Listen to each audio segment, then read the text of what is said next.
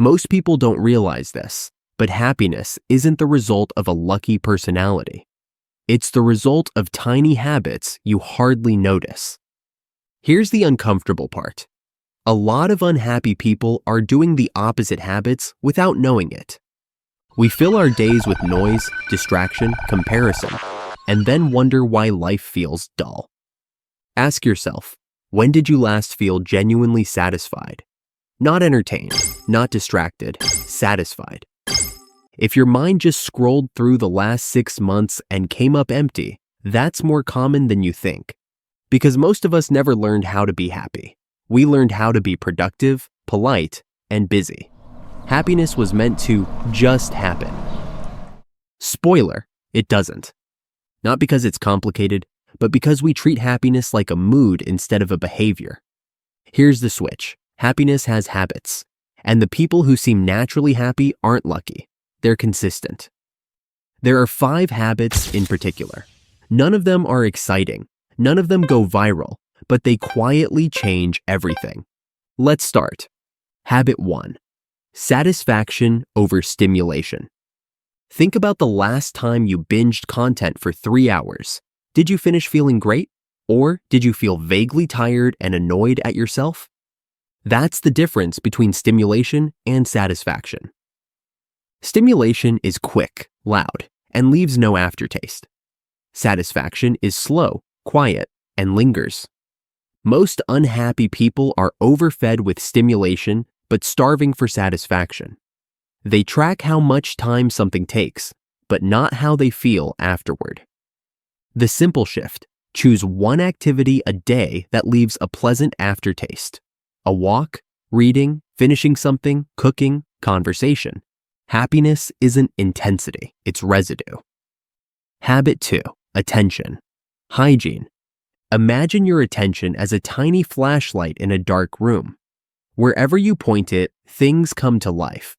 But you only get one beam. Most people act like they have stadium lighting. They try to care about everything. Then they wonder why their brain feels like static. Attention hygiene means being deliberate about what gets your beam. People, tasks, conversations, content. The question is simple. Is this worth bringing to life? The action. Once a day, pick one thing to give your full attention to for 10 minutes. No multitasking, no switching, just presence. You'll be shocked how calming it feels to actually be where you are. Habit 3. Honest expectations. Happiness has less to do with circumstances and more to do with expectations. If you expect every day to feel meaningful and exciting, you'll be miserable. If you expect life to be mostly ordinary with pockets of joy, you'll be pleasantly surprised. Most unhappiness comes from the gap between how life is and how we secretly think it should be. Honest expectations don't lower your standards, they remove the imaginary ones. The shift. Replace. How do I make today amazing with what would make today enough? It sounds small. It isn't. Habit 4. Micro momentum. A lot of people confuse happiness with motivation, but motivation is a terrible fuel source. It's inconsistent and loud. Happiness grows from momentum, tiny progress that proves life isn't static. You don't need a 90-day plan. You need a 5-minute action that nudges you forward.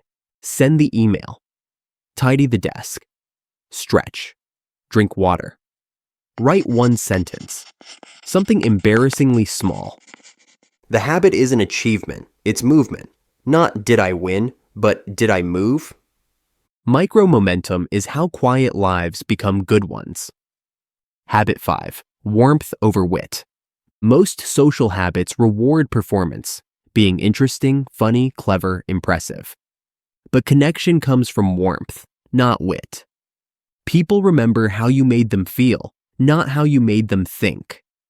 A 5-second moment of genuine warmth does more for happiness than a 2-hour performance of being entertaining. The habit. Once a day, give someone warmth. A compliment, a check-in, a thank you, a small moment of humanity. No strategy, no networking, just warmth. Social connection isn't about quantity, it's about texture. Here's the identity shift underneath all of this. Happiness isn't a mood you chase, it's a lifestyle you maintain quietly. Most people wait for motivation, epiphanies, or drastic life changes. But happiness doesn't arrive dramatically. It accumulates. And it's not binary. You don't flip from unhappy to happy. You gradually feel less numb, less restless, less dissatisfied. You get more small pockets of "this feels right." That's the real goal. Because the people who seem content aren't avoiding struggle or pain. They just have habits that keep them grounded in the middle of it. So here's a gentle challenge for this week. Don't try to fix your life or become happy. Just pick one of these habits and run a quiet experiment.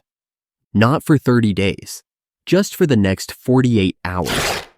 Satisfaction over stimulation, attention hygiene, honest expectations, micro momentum, warmth over wit. One of them. Small, slightly boring, easily repeatable. That's how happiness sneaks in, not with fireworks, but with consistency. And if that sounds underwhelming, good. Underwhelming is sustainable.